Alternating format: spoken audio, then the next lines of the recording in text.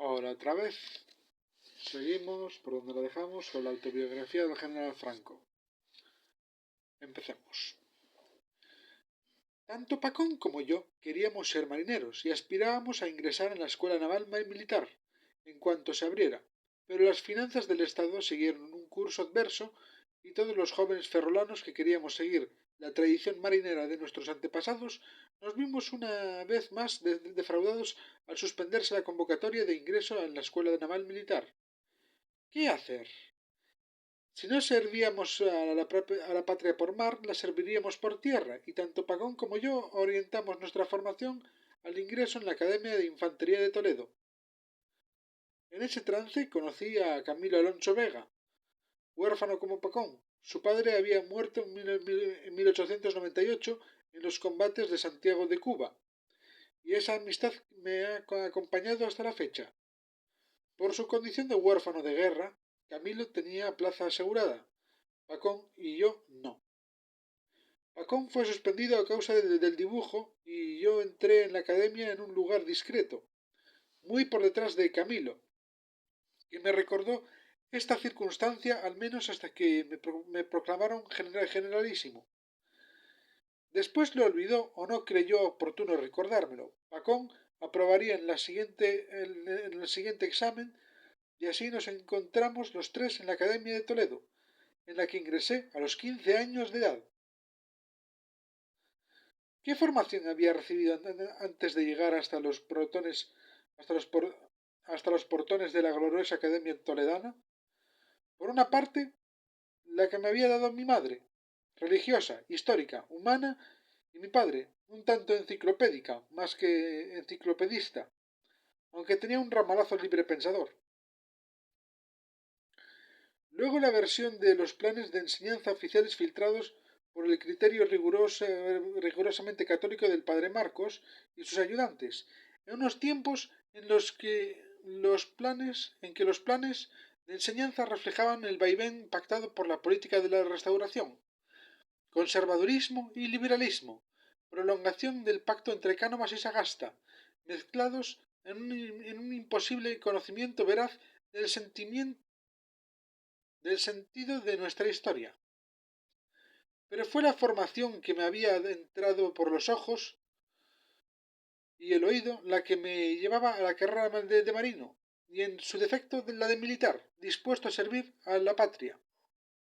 De haber seguido el consejo de mi padre, que me juzgaba demasiado débil para cualquier empeño militar, tal vez habría estudiado cualquier rama del saber, ninguna lo suficientemente atractiva para mí, porque ninguna podía estar al servicio de España como la militar o la eclesiástica. Era empeño de mi madre que Ramón fuera cura, y mi voluntad, en cambio, se inclinaba por las armas, por lo que contesté a mi padre que quería ingresar en la Academia de Infantería de Toledo, ya que era imposible seguir mi vocación marinera. Aunque se mostró contrario a tal decisión, consultó con el que había sido mi maestro y yo asistí a la conversación consciente de que se estaba jugando mi futuro, inconsciente, en cambio, de que se estaba jugando el futuro de España. El maestro de don Manuel Comellas Coimbra fue claro con mi padre. Es un chico corriente, dibuja muy bien, estudia lo justo, ni está alegre ni está triste. Es muy equilibrado. ¿Equilibrado? Me preguntó mi padre. ¿Basta con ser equilibrado para llegar a ser militar? ¿No hacen falta más cosas? ¿Ser más alto, por ejemplo? Y tener otra voz. A ver, imagina, Paquito, que estás ante la tropa y has de decirles ¡Viva España! Pero no un Viva España de tenor cómico de zarzuela, sino un Viva España viril, un Viva España de jefe que tiene lo que hay que tener. Venga, Paquito, da ese Viva España. Con el tiempo, la práctica de las arengas y la seguridad de mis argumentos consiguió hacer de mí un orador, aunque José María Pemán no estuviera del todo de acuerdo, y desde ese gracejo, a veces excesivo y supuestamente andaluz, un día me dijera: debemos dar gracias a Dios porque usted, mi general, no sea orador, porque si usted hubiera sido orador, España hubiera acabado por ser fascista, y hubiéramos acaso entrado en la guerra. Los oradores necesitan redondear su retórica con estallidos de acción. Él sí se consideraba un orador, capaz de disertar 5 horas sobre cualquier fruslería, desde la soberbia característica de los intelectuales. Pero volviendo a la escena en el despacho de don Manuel Comellas, no me salió el viva España ante la mirada demasiado escéptica de mi padre, y le envié una mirada incisiva, de las que tanto le gustaban a mi madre, y puedo decir que mi padre bajó los ojos y murmuró: que estudie lo que quiera, este no pasa del examen de ingresos si es oral. Así que, de las manos de Marcos Comellas Coimbra, pasé a la Academia de Nuestra Señora del Carmen, regida por el capitán de corbeta Saturnino Suances, y destinada a formar a quienes querían ingresar en la Academia Naval o en la Militar, y con cuyo hijo, Juan Antonio, me uniría una amistad de por vida. Del Ferrol saldrían los amigos más constantes: Camilo Alfonso Vega, Juan Antonio Suances, Pacón, Pedrolo Nieto Antúnez, el almirante que, aunque algo más joven, supo estar a las verdes y a las maduras en sus relaciones de amistad y de política. El año anterior a mi marcha hacia la Academia de Toledo, el 30 de agosto se produjo un eclipse de sol, que desde el Ferrol pudo contemplarse muy especialmente porque se hallaba en la zona de completa oscuridad de la intersección del cono de sombra que trazó su negra pincelada sobre el esferoide terrestre con la velocidad de 43 kilómetros por minuto, durando allí el eclipse 2 minutos y 42 segundos. Todo el Ferrol se había convertido en campo de astrónomos improvisados, apostados en las calles, los paseos, miradores, balcones, tejados, con el vidrio ahumado en el ojo, contemplando un sol barbado, y por si la ciudad no fuera suficiente, cientos de ferrolanos se encaramaron por las lomas, valles, prados, con el cristal, sí, pero también con empanadas, buenos pedazos de jamón y chorizo, como si la astronomía conllevara hambres de romería. Estábamos en la graña y como alborotaran mis hermanos y primos por la disputa de los mejores pedazos de vidrio. Les reclamé silencio y con un gesto les invité a respetar la hondura del misterio científico que presenciábamos. Hasta mi padre calló y me miró con cierto respeto. Tía Gildita opinaba después que los eclipses de sol no traen buenos presagios. El sol es el ojo de Dios, y cuando se oculta el sol mueren los héroes. Luego tía Gildita, amasando el cabello largo de Pilar, seguía en sus fantasías, que si el sol hace ruido cuando nace por oriente y cuando se cuesta en occidente. Recordé meses después la premonición de tía Gildita cuando se hundió el crucero ferrolano Cardenal Jiménez de Cisneros, construido en las gradas de Esteiro, el barco Benjamín de nuestros arsenales. Se hundió en la singladura entre Muros y el Ferrol, al chocar contra un bajo desconocido, en un caprichoso desvío de la derrota. Tras la angustia, la tristeza, se presentó la curiosidad y finalmente la indignación. Tan pobre era España que ni siquiera tenía cartas fidedignas sobre los fondos de sus costas más transitadas. ¿Acaso no recibe el nombre de Costa de la Muerte la que desde Finisterre hacia abajo se ha tragado a tantos barcos e hijos de la mar? Una publicación de El Ferrol, al comentar esta circunstancia, sentenciaba: África empieza en los Pirineos. Era la primera vez que yo leía esta frase y me indignó tanto que la censuré acaloradamente ante todo quien quiso escucharme. El último fue mi padre, y más tomó él al vuelo mi razonamiento que yo traté de transmitírselo. Es ignominioso que nos vejen de esta manera. ¿Qué queda de nuestra dignidad nacional? Mi padre me miró primero con curiosidad y luego con cierto cansancio. Paquito, Paquito, crece más y piensa menos. Pero yo pensaba: hoy eres yunque, mañana serás martillo. Una noche de luna llena, en torno al final de la primera década del siglo, mi padre tenía 5 años. Estaba en el Monte Negro vigilando las escasas vacas de la familia. No sé por qué asoció su pequeña vivencia mágica celestial con su referencia al eclipse, pero al parecer nadie le había dicho al niño de que la luna llena no era un sol extraño, sino el signo de la llegada de la noche, y siguió con sus vacas en el monte, a la espera de que cambiara que cambiara aquel sol tan pálido, y allí estuvo hasta que le fueron a buscar mis abuelos para explicarle la diferencia entre la luna y el sol, la noche y el día. De una vieja foto hecha en Lugo, deduzco que por entonces mi padre era demasiado insuficiente pastor de aquellas vacas, especialmente de la rubia, esquinada y corneadora, pero que siempre calculó mal la estatura del niño que la aguijoneaba en una precoz sabiduría de mono armado. El viaje a Toledo para los exámenes iba a contribuir a formarme una primera y ligera visión de España. Todo se presentaba para mí como una novedad, mas al no existir los medios de información de hoy, ni los modernos de relación y transporte, se vivía cercado por el ambiente local. Para emprender el viaje había que tomar el tren en la Coruña o en la estación de Betanzos. Resultaba más cómodo y práctico el viaje de 2 horas por mar a La Coruña que el tener que utilizar la diligencia durante más de 7, ya que el ramal del ferrocarril en construcción entre el Ferrol y Betanzos seguía el ritmo de las obras públicas del Estado. En aquella época no se sabía cuándo iban a acabar, pese a, en este caso, al interés de la Marina en su terminación.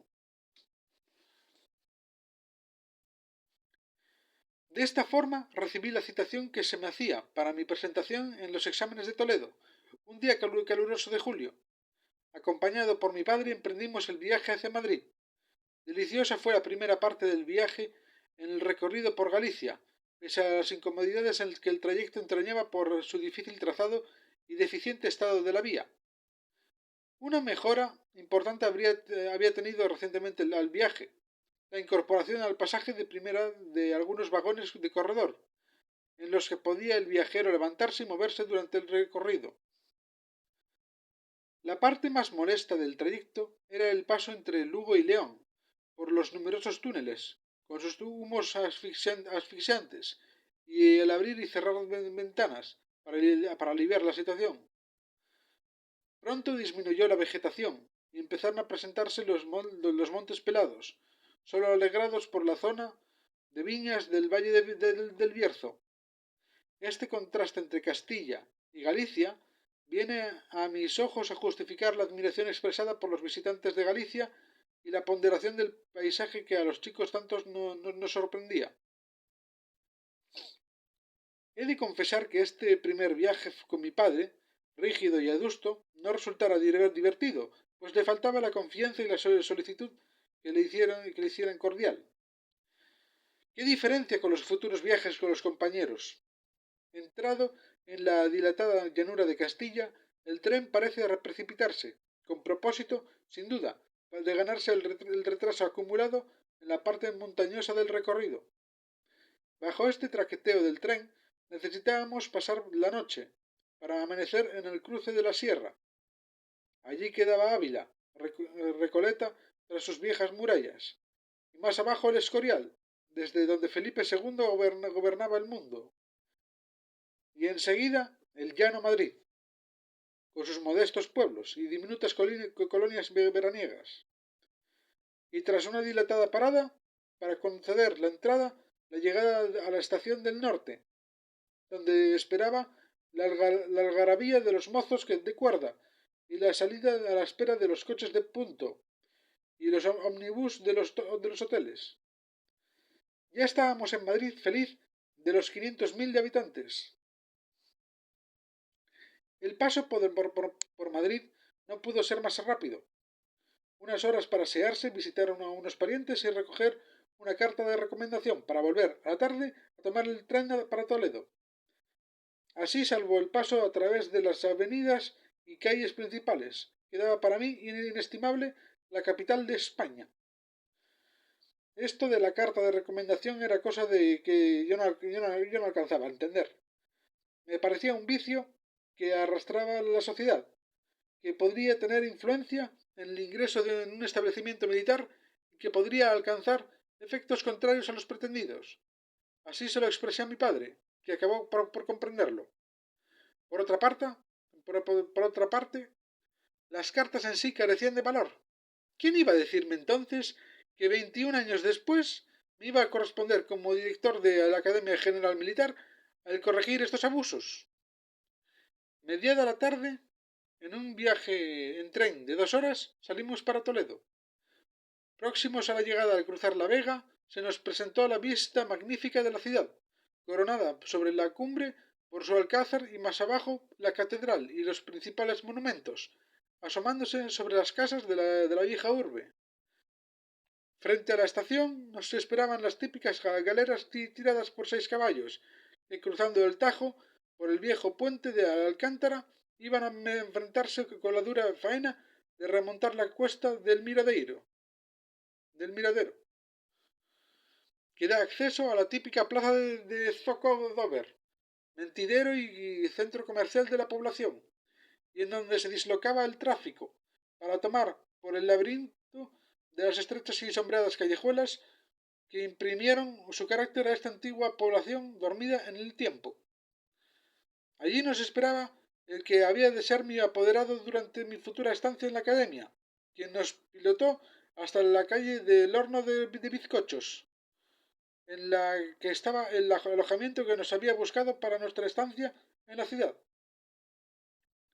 El día siguiente había sido señalado para mi presentación en el Alcázar. La impresión que me produjo en la entrada la grandeza de su patio de armas, presidida por la estatua de Carlos V, con aquella leyenda de su base: quedaré muerto en África o entraré vencedor en Túnez.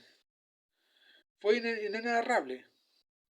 La emoción que me producían esos lugares gloriosos, con sus piedras seculares, embargaba mi ánimo y desbordaba mis ilusiones. Lo que sí puedo decir es que aquí, en la cuna de la infantería española, y ante la evocación de sus glorias, se desvanecían mis antiguos sueños marineros y descubría que iba a hacer algo importante en mi vida, al tener el honor de vivir bajo esos techos. La Academia de Toledo ni siquiera era Academia General Militar, sino solamente de infantería, porque la general había sido clausurada en 1893, dejando a España sin la posibilidad de un centro de enseñanzas militares, integradas tan neces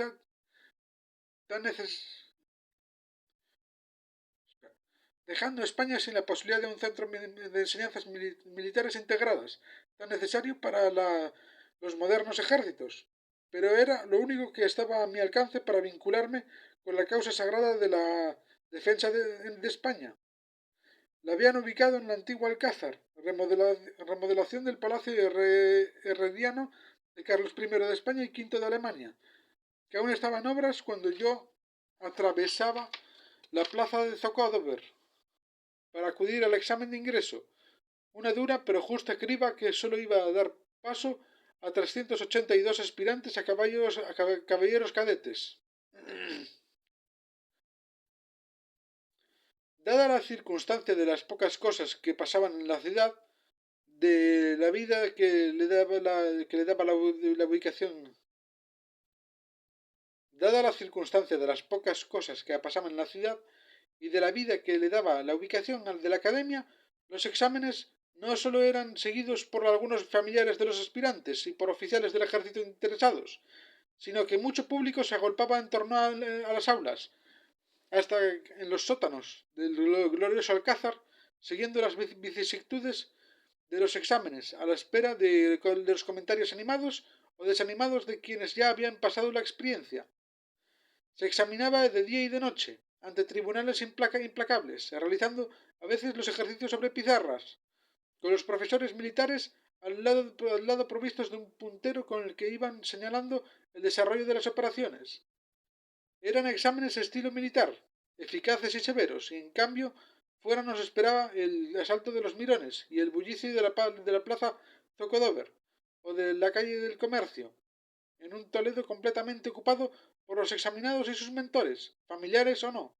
Hoteles, bares, billares, sastres, sobre todo sastres, porque en cuanto teníamos la certeza del aprobado, había que ir al sastre para encargarle los atuendos reglamentarios, casi con mayor urgencia que ir a telégrafos para comunicar la buena nueva a la familia, porque se te exponías a no tener los uniformes en la fecha precisa.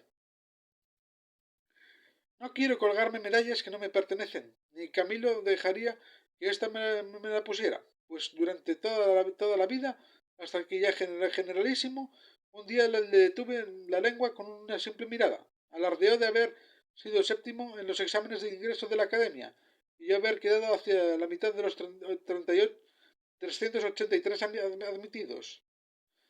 Estaba yo sentado en un velador de la plaza Zocodover y vino un compañero con la noticia. Franquito, te han aceptado.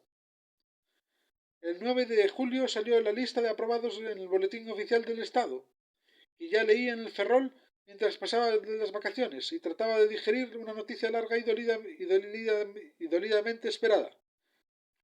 La marcha de mi padre a Madrid, para cubrir un destino que se transformó de hecho en una huida del hogar, no con la villanía de quien la abandona, con todas las consecuencias a la familia, por cuanto mi padre económicamente siempre cumplió y no permitió que le faltara nunca nada a mi madre ni a mis hermanos que aún estaban bajo su tutela. Pero la huida, al fin, y vergüenza callada, para mi madre que soportó más de 20 años de resignada esperanza de que todo volviera a ser como antes. He de decir, aún más en su honor, que cuantas veces le constara que yo había de pasar por Madrid, me encarecía que fuera a ver a mi padre, y por no desairarla más, de una vez cumplí el encargo, tratando siempre de que los encuentros fueran a solas, sin la presencia de quien inútilmente trataba de sustituir a mi madre. Pero a fines de agosto de 1907 volvía yo a llamar a las puertas de la academia y nada más entrar supe algo bien cierto, que o conseguía sobreponerme y hacerme un hombre, o la vida militar me caería encima con toda su gloria, pero también con todo su peso. Para empezar, las novatadas especialmente dirigidas contra mi estatura. Franquito me llamaban, porque tenía aspecto de niño, y si me molestaba que me llamaran Paquito, con más razón me molestó lo de Franquito, aunque con los años se asumió como un apodo cariñoso de mis compañeros de promoción que me siguió durante años, y que cesó como Paquito en cuanto me nombraron generalísimo. Las novatadas estaban a la orden del día y habían costado la vida a un cadete, y como las sufrí, las he odiado siempre, sin conseguir desterrarlas de los cuarteles, pero sí de las academias militares, porque lo intolerable es que los oficiales futuros se formen en la humillación. Un oficial es un caballero desde el momento en que se consagra su destino a la salvación de la patria, y si los demás no tienen en cuenta esa dignidad, él debe reclamarla. Los cadetes se dividirían en antiguos, apóstoles y perdigones, según su antigüedad, y como es fácil de deducir, los antiguos abusaban de los apóstoles y los apóstoles de los novatos, es decir, de nosotros, los perdigones. No se producían allí brutalidades normales en los cuarteles, pero sí abusos de fuerza y prepotencia que ya no estaba dispuesto a soportar. Y nada más entrar, cuando me entregaban el equipo militar, el antiguo que servía de auxiliar al suboficial, al su- el antiguo que servía de auxiliar al suboficial se me quedó mirando de arriba abajo y gritó: a este que le den un mosquetón más pequeño. Me puse firmes y pregunté: ¿puede preguntar a qué se debe esa medida? El mozarrón, luego nos hicimos camaradas y amigos, volvió a recorrer con los ojos mi figura y de consorna y dijo: pues porque si te damos un mosquetón de hombre igual que te caes al suelo. Me encaré con el suboficial y le dije: puedo llevar el mismo equipo que mis demás camaradas. Lo conseguí y pude disimular el remolino de palabras y rostros que llevaba en mi cabeza. Paquito, Franquito, Cerillita. Era muy niño y aún estaba creciendo. Mi estatura no era escasa para la época, pero aminorada por mi poco peso y aquella cara de niño que no conseguía paliar la sombra de un bigotillo excesivamente convocado. Franquito por aquí, Franquito por allá, que si te vamos a dar un mosquetón más pequeño, que si un cubo de agua fría un día, que si un examen médico el otro, y a la fuerza hasta que el acoso llegó al extremo de ocultarme los libros y poner en peligro mi suerte en los exámenes. Así que cogí una palmatoria que pesaba más de una arroba y se la tiré a la cabeza al incordiante. Me llevaron ante la presencia del coronel. Cuando le expuse la causa de mi reacción, los acosos estúpidos pertenecientes a una tradición de la novatada que me parece malsana y antimilitar, me exigió que le diera los nombres de quienes me vejaban. Ese era otro cantar. Yo le había dicho la causa de mi reacción, no los causantes, y cumplí el arresto por salvar una ley de honor personal y corporativo. El propio coronel, una vez cumplido el castigo, me llamó a su despacho, me dio la mano y me dijo: caballero aspirante, le llaman Franquito, pero usted es un franco como la copa de un pino. No hay mal que por bien no venga. ¡Qué gran refrán! Aquel castigo me resultaría rentable porque a partir de ese momento se acabaron las novatadas y me rodeó el cariño de toda una promoción, cariño que me acompañó a lo largo de toda mi vida militar y política. Quien ha sido yunque, un día puede llegar a ser martillo. La impresión que usted dejó en sus compañeros de la Academia Militar cambió con los años, supongo que a partir de sus éxitos africanos, porque el coronel Vicente Warner testimoniaría que nadie hubiera podido pensar que usted iba a ser Franco, Franco, Franco. Aunque un año más joven que usted, Vicente Warner era de la promoción de su primo Pacón. A Franco lo considerábamos un gallego triste y cauteloso, siempre melancólico o deprimido, de aspecto vulgar, moreno, bajito, con voz de falsete y que había leído poco. Figuraba, contra lo que dicen sus biógrafos, a la cola de la promoción. Entre los 6 o 7 cadetes que a veces nos reuníamos, cualquiera hubiera sido pronosticado como futuro dictador menos él. Y lo vamos a dejar aquí. A partir de ahora subiré un vídeo cada domingo, o al menos eso intentaré. En cualquier caso, no os suscribáis, no le deis a like, no compartáis este vídeo, nada sirve de nada. Que venga ya el meteorito, por favor. Sed felices.